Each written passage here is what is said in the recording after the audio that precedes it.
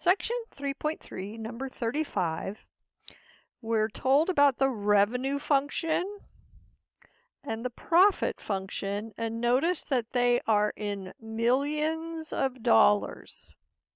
So when you put in X, that's just how many are you making or selling, you're going to get an answer in millions of dollars.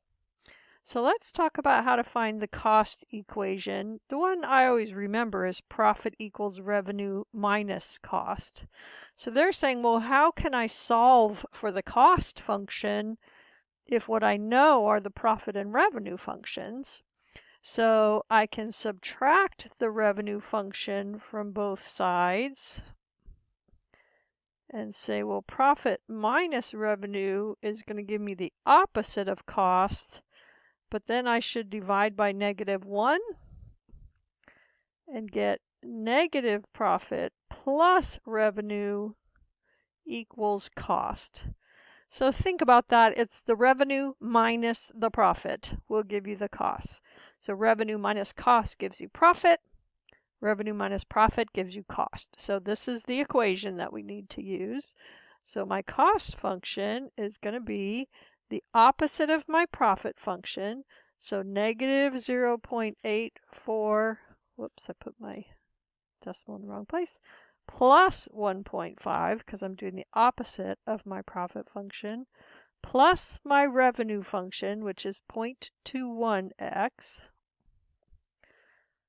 So that gives me 0.126x plus 1.5. And because profit and revenue are in millions of dollars, this cost function will also be in millions of dollars. The only way you can add and subtract numbers is if they are in the same units. So then B says, what's the cost of producing 7?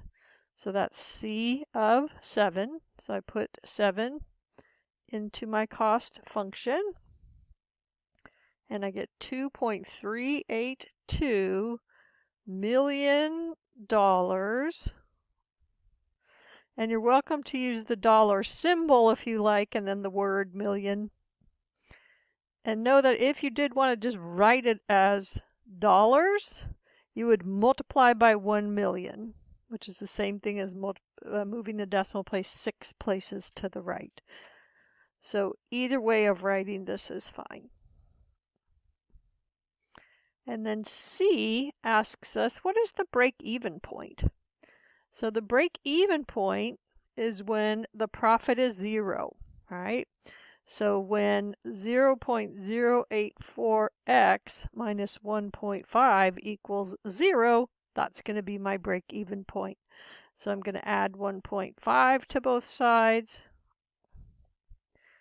0.084x equals 1.5. And divide both sides by 0.084. And I get that X is about 17.875 units. And depending on what it is that you're selling or making, that may or may not make any sense. So make sure you read the problem. In this case, you're not given any clue of what kind of thing it is.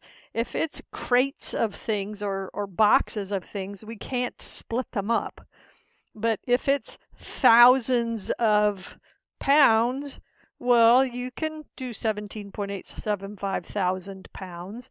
So you really need to think about whether it's a number that makes sense to have partial or whether it doesn't make any sense and you should round it to the nearest whole number. That's it.